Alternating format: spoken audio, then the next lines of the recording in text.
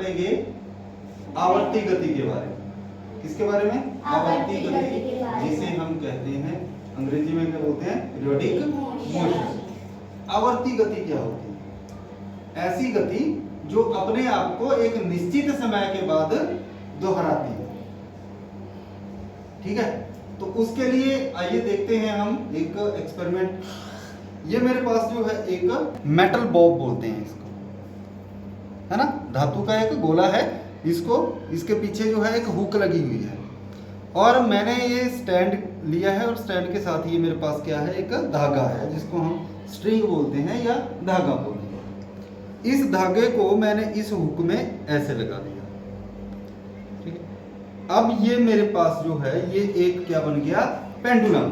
क्या बन गया? पेंडुलम। अब ये पेंडुलम जैसे बना तो इसको, पेंडुलम को हिंदी में कहते हैं लोलक।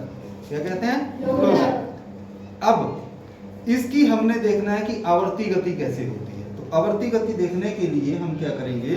सबसे पहले इसको एक निश्चित दूरी तक मैं पीछे ले जाऊंगा।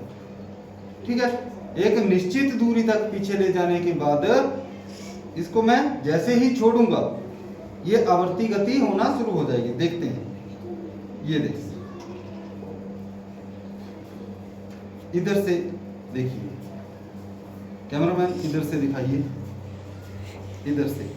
तो ये आवर्ती गति होना शुरू हो गई। आप देख रहे हैं कि यह जो पेंडुलम है एक निश्चित समय के बाद अपने आप को दोहरा रहा है।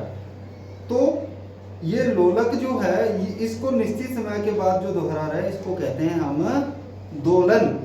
दोलन क्या होता है? दोलन यहां से वहां जाके जब ये एक बार दोबारा यहां वापस आ रहा है तो उसको हम एक दोलन कहते हैं। ये एक दोलन। ठीक है, it's called the one oscillation. दोलन को अंग्रेजी में बोलते हैं ऑसिलेशन। ठीक है, और इस दोलन को पूरा करने में यहां से वहां और वहां से यहां आने में हम समय जो देखेंगे कितना समय लगा उसको हम कहेंगे इसका आवर्तकाल। क्या कहेंगे? आवर्तकाल। आवर्तकाल मतलब टाइम पीरियड।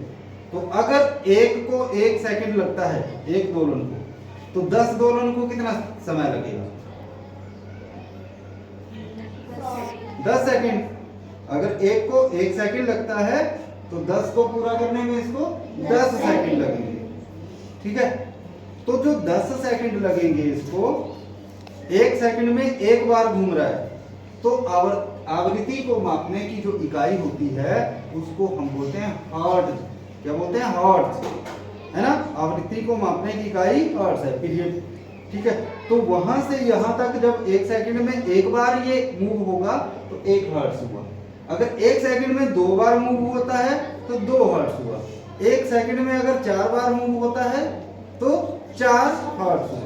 मतलब 1 सेकंड में जितनी बार ये अपना क्या दोलन पूरा करेगा, जितने दोलन 1 सेकंड में होंगे उतनी इसकी क्या होगी? वो फ्रीक्वेंसी होगी, मतलब आवृत्ति होगी। तो ये क्या है? ये हमने बनाया है एक सिंपल पेंडुलम।